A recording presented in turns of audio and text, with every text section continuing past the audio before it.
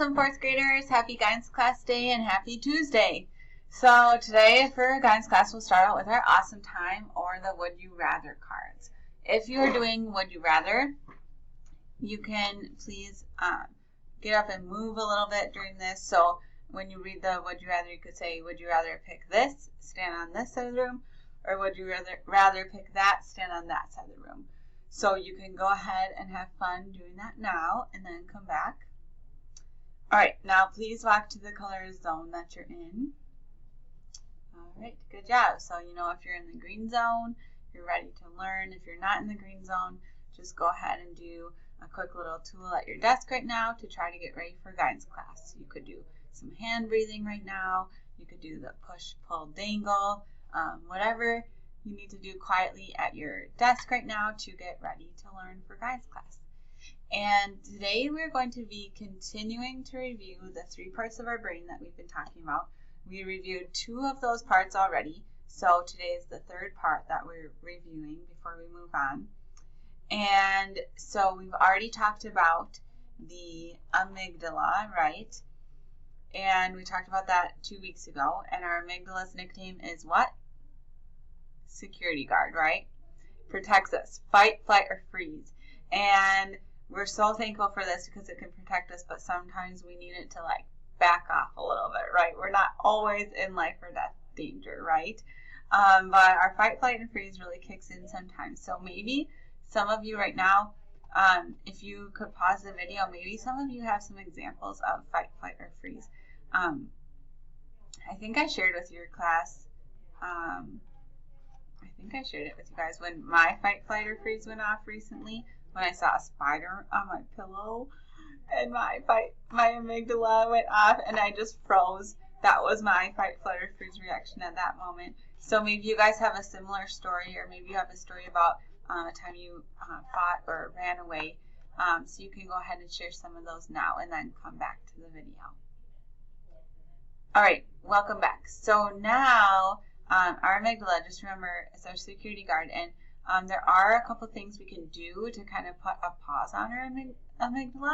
If we don't need it to fight, flight, or freeze for us, we can do different things to practice to have it like calm down a little bit. And one of those things is breathing, right? And all those different tools we do to get to the green zone can help us put a little pause on our amygdala if we need to.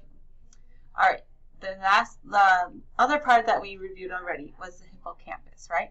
What's the hippocampus's nickname? Memory saver, and that's what it does. It helps us save our memories, and we did those fun games with remembering the numbers and all of that.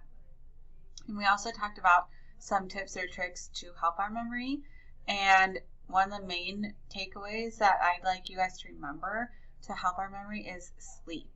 Sleep is one of the main things you can do if you want a better memory. And sleep helps your hippocampus, but sleep also helps every other part of your brain and your body, really. So sleep also helps your prefrontal cortex too.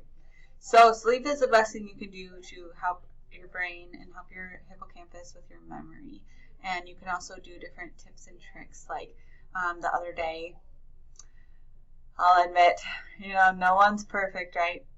I forgot again Kaylee and Kylie. So Kylie Martin Kylie Voigt and then Kaylee Martin. Sometimes I mix up their names. And not because they're not even in the same classroom, but sometimes it's just hard, like Kylie. Just sounds so similar, right? And then there's Kyla too. You guys all have similar sounding names. So then I might mix them up. And I don't want to mix them up because it's important to me to get your name correct, right? That's a big deal. And so actually just today, earlier today during the school day, I was talking with Kylie and I was like, how can I remember that you're the Kylie? And the other one's the Kaylee. And so I was trying to think of a trick for my brain, for my hippocampus to remember it. And you can use all different kinds of tricks, but remember I said if you can make something funny and add humor to something, you'll remember it better. So I wanted to try to make something funny so I could remember the difference. And so I was saying hi to Kylie So I'm like, hi, Kai. That sounds familiar, right? So that helped me remember it. And then I also have a friend named Kai. So then I was thinking, okay, Kylie, Kai. And I'm just trying to remember it that way. And maybe I'll think of something funnier to say too, because humor will help us remember things too. So we'll see if that little trick worked next time I see you guys, if I get it right. But it's good to put little brain tricks like that to help our memory. And today we're going to be talking about the prefrontal cortex. And our nickname for the prefrontal cortex is problem solver. We could also just call it the PFC for short too. Prefrontal cortex, PFC, right? And our PFC solves problems. Pretty obvious, that's the nickname, right? But it does a lot more than just solve problems too. Our PFC does a lot of things for us actually. One of them is problem solving, and this is things like academic problems, like math problems, or if you're trying to sound out a word, or you're trying to get something right in school, or learn something new, our PFC will help with that. And it also helps with social problems. So things like with your friends or your classmates, like if you're getting into an argument or you disagree about something, and maybe your amygdala wants to kind of take over and go in fight mode, but your PFC can actually help solve those problems instead in a smarter way. And so that's kind of similar to like our Kelso's choice wheel. And teachers, you should all have one of these in your classroom. If you don't, for some reason, let me know, please, because I do have extras, and I would like everyone to have one of these so that kids can use them. So our prefrontal cortex can help us decide a Kelso's choice wheel choice instead of something like yelling or hitting, right? It can help us make smarter problem-solving decisions. And the more we practice that, the better it gets. And the more we practice using our PFC for solving problems in a smart way, the better we get at it, and the more we'll use our PFC in the future. It'll get like stronger, kind of like training a muscle, sort of. So the more you practice this, the more you'll use it. And then the next time, your brain will just go to using one of these instead of a fight, flight, or freeze mode. It takes a lot of practice. It doesn't happen in 1 week. It takes quite a lot of time. But with time, you do strengthen that part. And you can solve a lot of arguments beforehand then, right? You can prevent some arguments. So it's a pretty smart choice to do that. So now I'd like you to pause the video and just talk and just practice it right now, just for, I'm going to guess maybe 5 minutes. You can use some of these It's Your Choice cards, and you can just read them to the class, and you can go through them together as a class if you would like.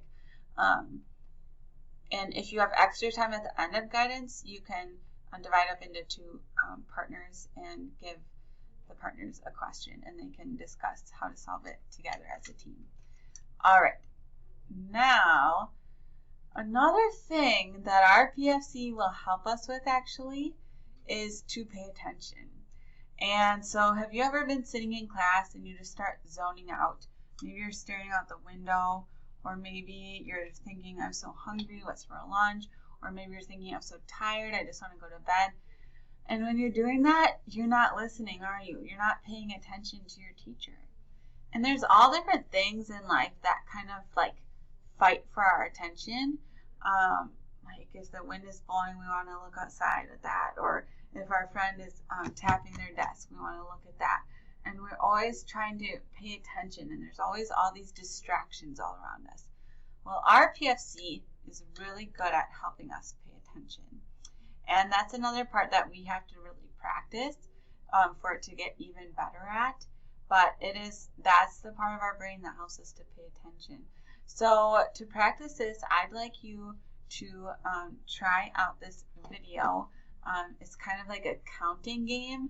You have to really pay attention and count the number of passes, and it will explain it in the video of how to do this. So we're just going to practice using our PFC here. Business illusion. Count how many times the players wearing white passed the ball.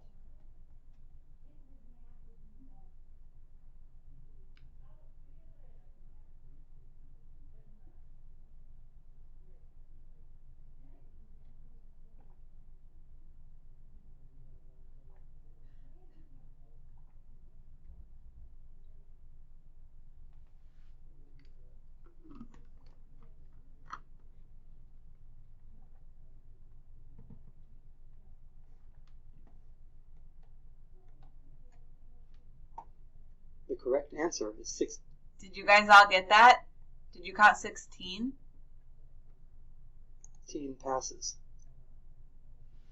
Did you spot the gorilla? For people who haven't seen or heard about a video like this before, about half missed the gorilla. If you knew about the gorilla, you probably saw it. But did you notice the curtain changing color or the player on the black team leaving the game? So, did everyone see the gorilla? And maybe you've seen this video already before. And if you have seen the video already before, did you notice the curtain changing color or the player leaving? Let's rewind and watch it again. Now look, you can see that. Here comes the gorilla, and there goes a player, and the curtain is changing from red to gold.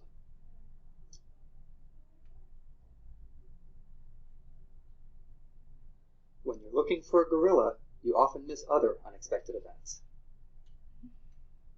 And that's the monkey business illusion. Basically, what this Learn video more about this illusion. What this video is saying basically is that if we're zoning out or if we're paying attention to just one thing, we can miss the stuff going around us, right? And we can miss other things. It's a lot of things will fight for our attention in life.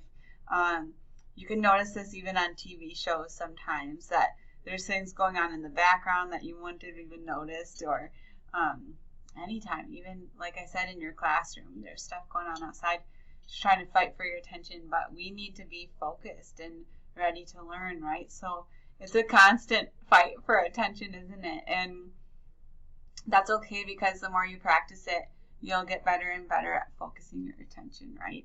So that's what we're going to do for the rest of guidance class today. We're going to practice on paying attention. And we have a fancy word for this, and it's called mindful. Being mindful means paying attention to right now.